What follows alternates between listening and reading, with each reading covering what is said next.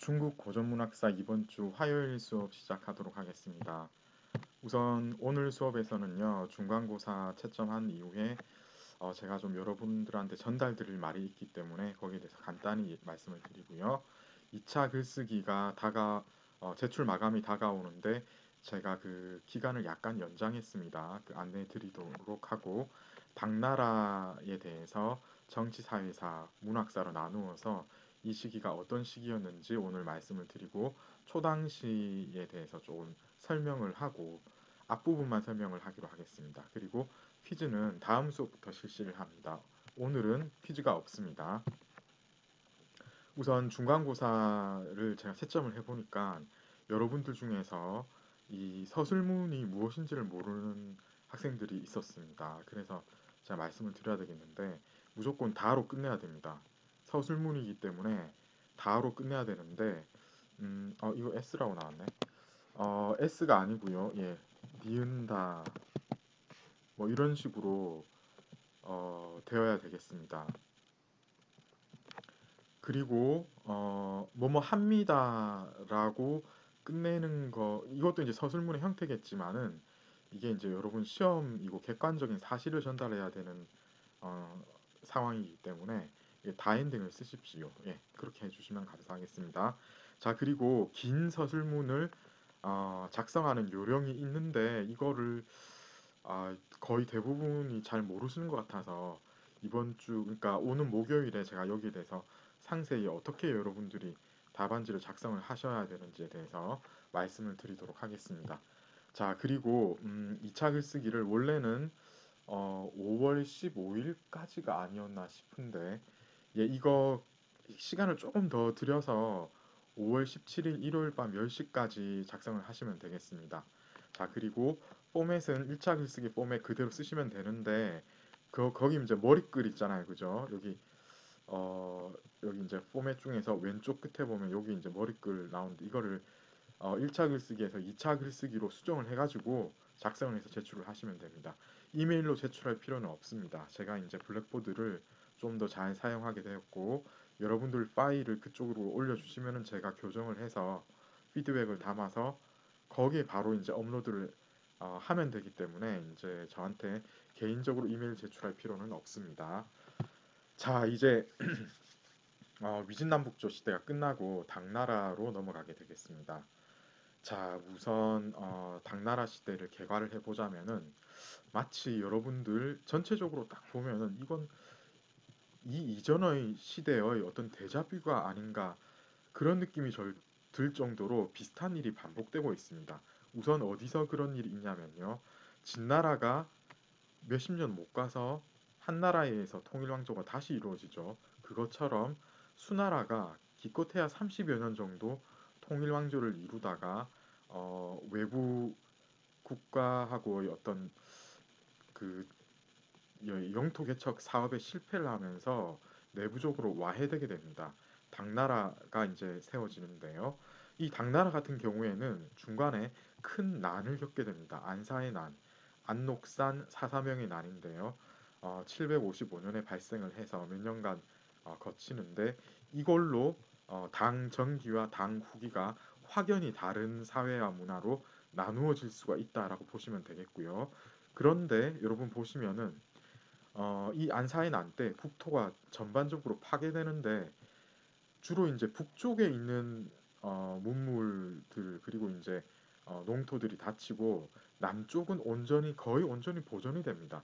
마치 어, 5호 16국 시대에 북조는 여러 번 망가지는 데 비해서 남조는 거의 온전히 보존이 되었죠.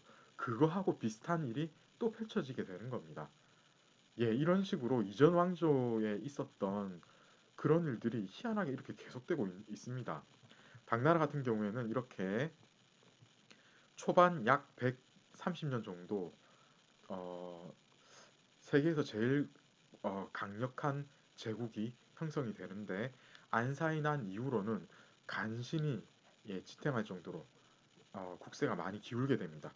그리고 이 후반으로 가면은 어떻게 되냐면은 외척과 황간에 의해서 득세하게 되는 아주 정치적인 혼란기가 오게 되고 결국은 5대 10국이라는 여러 나라로 쪼개어져서 마치 5호 16국처럼 약 50년간의 혼란이 있는데 이것이 마침 송나라라는 통일제국으로 다시 이제 통일되는, 통일되었다가 분열됐다가 통일, 계속 이런 과정을 거치게 되는데, 당나라 시기를 얘기하면 보통 수나라, 그러니까 이 당나라 앞에 30여 년과 그 뒤의 송나라가 나오기 전에 50년을 통틀어서 약 400년 정도를 얘기한다. 이렇게 보시면 되겠습니다.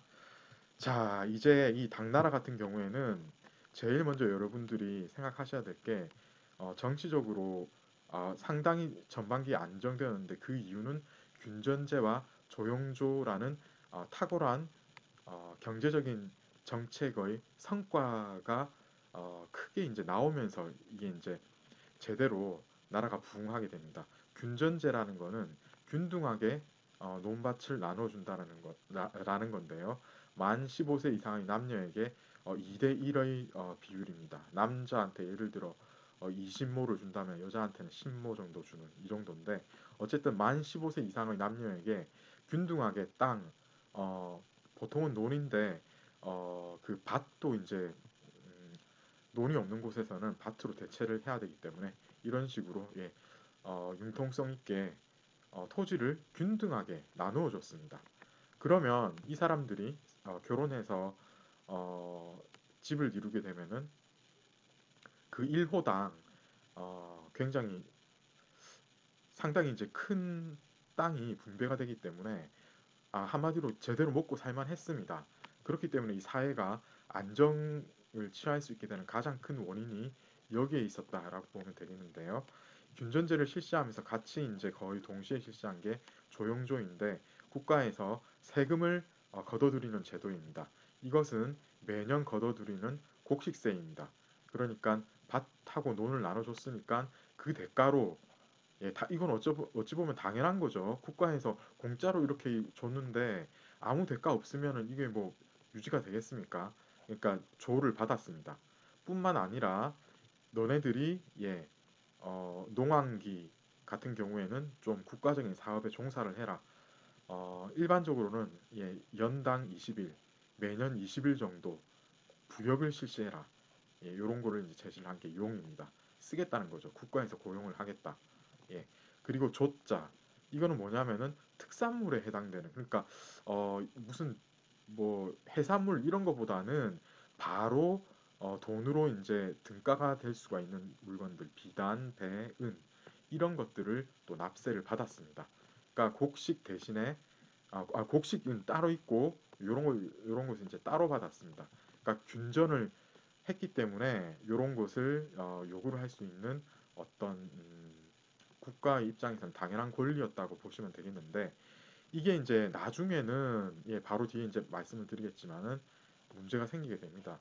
처음에는 이게 잘 돌아가죠. 그런데 아무리 좋은 제도도 시간이 지나면서 그 제도에 대한 정비가 제대로 없으면은 어떤 식으로 무너지게 되는지를 조금 이따가 바로 보시겠습니다. 어쨌든 처음에는 이 균전제와 조영조가 톱니바퀴에 맞물리듯이 굉장히 잘 돌아갔기 때문에 경제력이 상승하고 사회가 안정을 취하게 되는 큰 바탕이 되었습니다.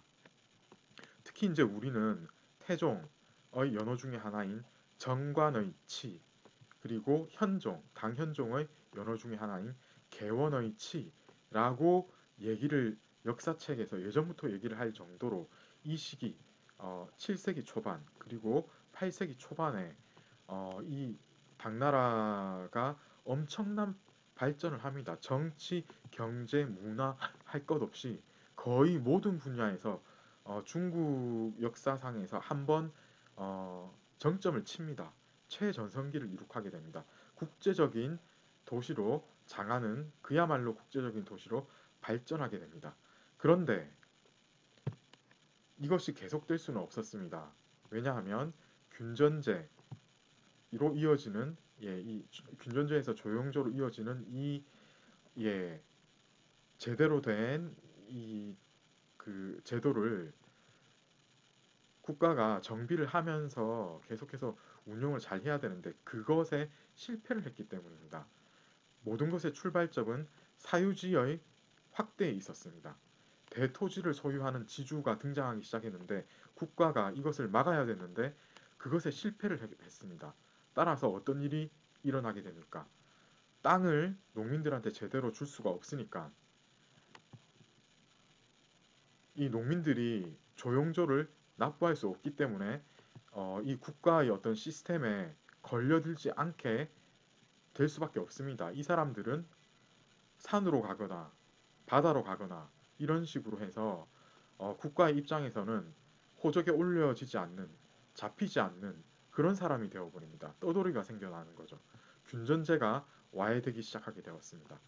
그리고 이때쯤 해서 어, 점점 조용조로 인한 이런 농민들의 조용조를 제대로 바칠 리가 없으니까 국토 개척을 하게 됩니다. 왜냐하면 국토를 개척을 함으로 인해 가지고 이 떠도는 농민을 좀 막아보겠다는 그런 의지가 반영이 되었는데요. 그런데 그런 와중에도 상류층 왕실은 물론이고 왕실을 결탁한 권신들 이런 상류층의 사치는 점점 극에 달하게 됩니다. 아무도 이것을 제어할 수 있는 그런 시스템이 갖춰져 있지를 않았습니다. 따라서 이런 것들이 계속 반복되게 되는데 점차 이 세금과 요역의 부담은 떠돈 농민들이 생겨나게 되니까 어떻습니까? 이러면서 점점 이 사람들이 사회 불안 요소로 작용을 하게 되고 이런 사람들이 많이 등장하게 되면은 이런 길이 또 있다는 걸 알게 되니까 점점 더 이런 식으로 생활을 하게 되는 사람들이 많아지면서 세금과 요역의 부담은 남아있는 사람들한테 점점 급증하게 되고 이것들이 악순환이 일어나면서 전체의 어떤 사회 시스템이 붕괴의 직전에 이르게 되는데 바로 이때쯤에 권신들의 행포가 극에 달했습니다. 특히 어, 당현종 같은 경우에는 양귀비하고의 어떤 그 정사를 돌보지 않는 돌보지 제대로 돌보지 못하게 하는 그런 요소가 나타남으로 인해서 권신들이 그 틈을 타서 횡포를 어, 음, 권신들의 횡포가 정말 극에 달하게 되거든요.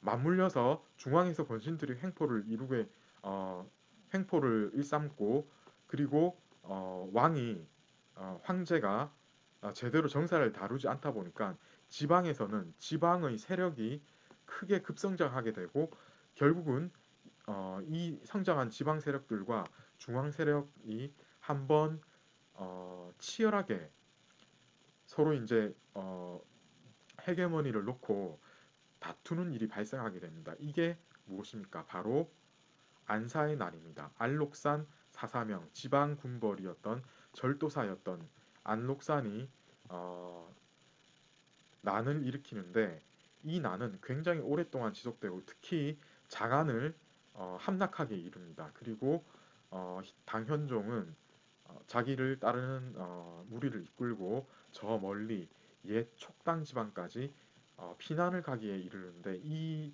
시기가 어, 3년, 4년 이렇게 끝나지 않고 몇 년 이상 지속이 됩니다. 거의 한 10년 정도 지속이 되거든요. 그러니까 이 조용조 균전제가 와해되어서 이 농민들의 삶이 뿌리째 뽑혀가지고 표류하게 되는 이런 형태로 계속 나타나는 그런 순간이 너무나 많이 발생하고 있는 이런 와중에 지금 이런 사실상 전쟁까지 발생하게 되니까 특히 이제 강북을 중심으로 해서 전 국토가 사실상 초토화되는 이런 시기를 맞이하게 됩니다.